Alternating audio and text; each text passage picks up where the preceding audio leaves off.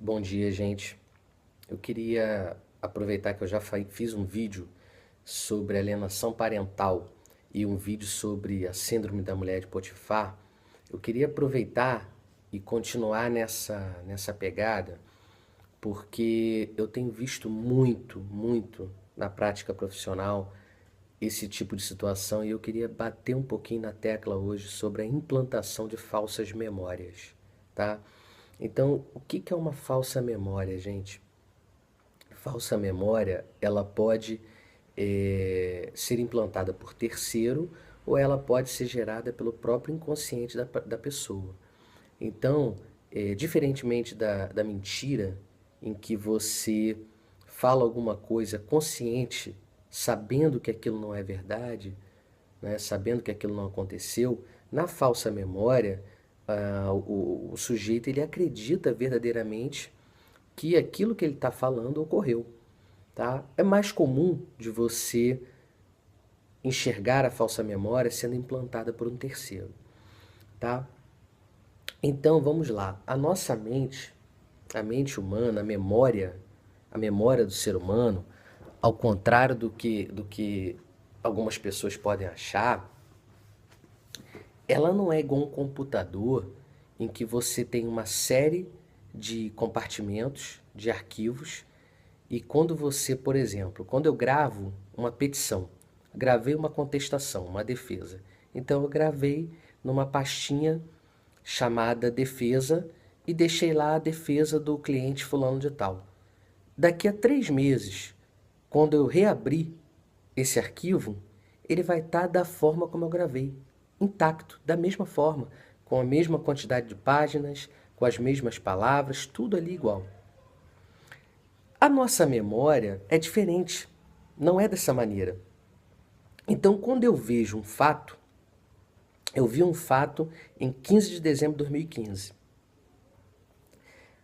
E aí, hoje, dia 30 de julho de 2016, quando eu vou me relembrar desse fato, por exemplo, eu sou chamado hoje para ser testemunha em juízo de um fato ocorrido em 15 de dezembro de 2015. Quando eu for falar para o juiz sobre esse fato, eu não vou falar exatamente da mesma forma como eu falei em 15 de dezembro para alguém.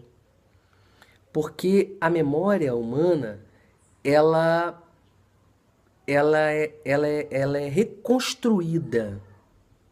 Então, não é como um arquivo de computador que é igualzinho.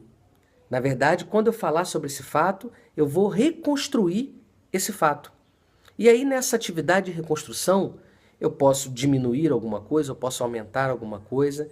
Então, não é 100% seguro, porque não vai ficar igualzinho. Então, vamos lá, falsa memória. Eu já falei que a falsa memória ela pode também nascer internamente, do seu inconsciente. Porém, é mais comum você ver, você enxergar uma falsa memória sendo implantada por uma terceira pessoa. Então, vou dar um exemplo agora. Eu já vi isso acontecer. Então, por exemplo, você está parado num ponto de ônibus, esperando o seu ônibus chegar e vendo o seu celular, vendo lá o Facebook, e aí de repente você ouve um estouro. Pá! Quando você vai ver, você vê um carro parado porque ele acabou de atropelar uma pessoa e matou essa pessoa. Mas você só viu o estouro. Você não viu a pessoa atravessar a rua, você não viu a velocidade do carro, você não viu se a pessoa, na hora que estava dirigindo, estava conversando com outra pessoa, estava com o celular no ouvido. Você não viu nada. Você simplesmente ouviu o barulho e, quando olhou, você viu um carro parado que havia acabado de atropelar alguém e essa pessoa morta. Foi isso que você viu. Só que, e é muito comum isso acontecer, né? Quando acontece uma tragédia, começa a aparecer várias pessoas ao redor, e aí chega uma pessoa do seu lado e fala assim: caramba, Que absurdo que aconteceu. Esse carro vinha 150 quilômetros por hora numa rodovia que só permitia 40 quilômetros por hora. Olha, e eu ainda reparei, o cara tava com o celular, falando no celular, imagina. Ele tava 150 quilômetros por hora, ele estava falando ao celular e ele ainda ultrapassou o sinal vermelho. E a pessoa que foi atropelada estava passando na faixa de pedestre na hora. Olha quanta informação você recebeu. Você não viu nada. Você não viu nada. E aí, chegam os policiais, analisam a situação toda. Quem é que estava presente na situação? Quem é que viu o fato? A pessoa, esse terceiro, que fez a sugestão para você, é arrolado como testemunha e você também é. E aí, quando vocês chegam na delegacia de polícia, essa terceira pessoa fala tudo aquilo que havia falado para você, repete lá. E aí você vai e fala a mesma coisa. Porque você acredita sinceramente que aquela pessoa falou o que efetivamente ocorreu. E nesse exemplo, não aconteceu nada disso. Nesse exemplo, a pessoa, o condutor do automóvel, não estava a 150 km por hora, o condutor do automóvel não ultrapassou o sinal e a pessoa não estava atravessando na faixa.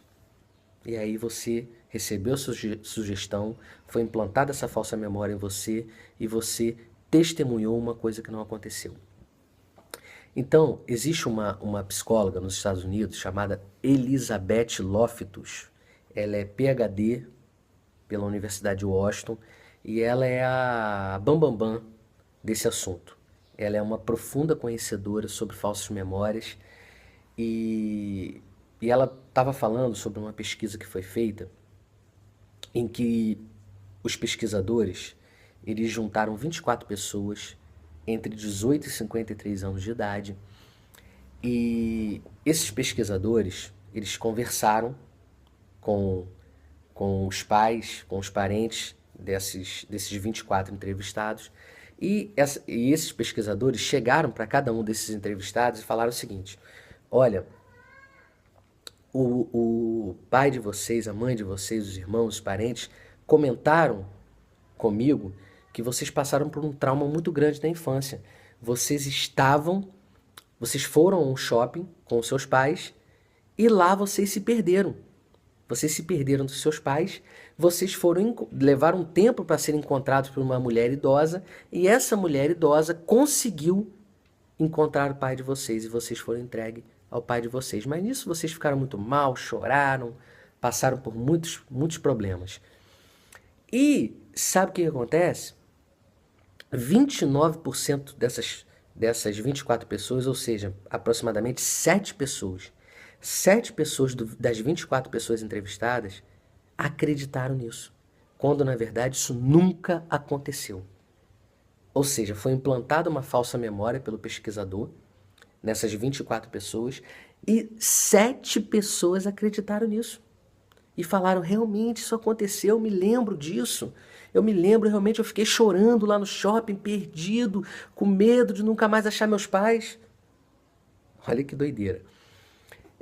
Uma outra situação aconteceu, a Elizabeth Loftus, ela contou na experiência dela, que uma mulher de 22 anos, ela procurou um terapeuta ela estava passando por algumas situações difíceis, procurou um terapeuta, e esse terapeuta fez essa mulher de 22 anos acreditar que ela possuía múltiplas personalidades, que ela foi abusada sexualmente em sua infância pelo seu pai com a conivência de sua mãe. E esse pai, que era pastor, a engravidou 2 vezes, sendo certo que ela foi obrigada pelo pai a abortar essas 2 crianças por meio de um cabide. Ela utilizou um cabide para realizar o aborto. E eu fico imaginando a família dessa mulher, o transtorno, o sofrimento que passou. Eu imagino a igreja desse pastor, né? Eu imagino que essa igreja tenha acabado, porque um escândalo desse. E Esse pai e essa mãe, eles começaram a responder uma ação penal lá nos Estados Unidos. Só que, no momento da instrução criminal, eles conseguiram provar que essa filha, ela recebeu uma sugestão desse terapeuta, que essa filha, foi implantada nessa filha uma falsa memória. E essa filha passou por um acompanhamento psicológico do juízo, de profissionais designados pelo juiz lá dos Estados Unidos. Essa filha foi feito um laudo de corpo de delito nela para verificar se ela, em alguma fase de sua vida, sofreu algum aborto, se ela era virgem. E, para a surpresa do juiz, essa moça de 22 anos era virgem. Ou seja, ela nunca havia tido uma relação sexual. Então ela nunca havia sido abusada pelo pai, ela nunca havia se engravidado e sequer abortado. Sabe como terminou essa situação? Esse terapeuta respondeu a um processo e teve que indenizar essa família. Ou seja, esse terapeuta incutiu em sua paciente uma falsa memória que teve uma consequência terrível, terrível. Um outro caso que eu posso me lembrar agora, e foi um caso famoso no Brasil, eu nem fazia faculdade de Direito ainda, isso foi em 94, se eu não me engano, foi o caso da Escola Base de São Paulo. Era uma escola em que os donos eram um casal de... Não sei se eles eram japoneses ou descendentes de japoneses, mas a feição deles era de japoneses. E eles passaram por uma situação terrível, porque uma das mães de uma das crianças, que era um colégio só de criança, e uma dessas mães registrou uma ocorrência contra o colégio, dizendo que naquele colégio as crianças, o filho dela havia sido abusado sexualmente pelos integrantes da escola, com a conivência de seus donos, e outras crianças haviam sido abusadas sexualmente também. Revistas nacionalmente conhecidas encamparam a ideia, televisão também muito conhecida encampou a ideia e difamou, fez uma campanha difamatória sobre esse casal, sobre esse colégio, e simplesmente acabaram com a vida desse casal. Acabaram com esse colégio. E o que aconteceu foi descoberto que essa mãe, que iniciou toda essa campanha difamatória, havia implantado falsa memória em seu filho e implantado falsa memória nas outras mães. Então, depois, o casal foi absolvido, não aconteceu nada com esse casal, porém, esse casal perdeu a vida, né? Porque como é que você reconstrói a sua vida? Você é dono de um colégio de criança, e como é que você recupera a sua credibilidade nessa área? Você não recupera, infelizmente, entendeu? Então, foi uma situação terrível e ocasionada pela implantação de uma falsa memória. Por que eu estou falando isso? Porque eu tenho visto muito isso acontecer na minha vida profissional. Eu tenho visto muito, principalmente em relação a crianças em crime de abuso sexual, em crime de estupro. Estupro de vulnerável, de crianças menores de 14 anos. Então, acontece muito de uma pessoa, ela tem um problema com uma terceira pessoa e ela incute uma falsa memória, por exemplo, num filho, para que esse filho, induzido por essa mãe, detone essa terceira pessoa. Então, isso é mais comum do que vocês imaginam, gente. Eu tenho visto, tenho sido procurado por pessoas nessa situação e não é fácil de você refutar essa falsa memória, tá? Por quê? Porque o crime de estupro, ele pode ser provado de diversas formas, mas a palavra da vítima, ela tem um peso muito grande. Porque geralmente o crime de estupro ele é cometido em locais em que não tem ninguém, que não tem testemunha. Então, a palavra da vítima tem muito valor por isso. Então, o que eu quero dizer com isso, gente? A gente tem que tomar muito cuidado, porque incutir a falsa memória num adulto não é difícil.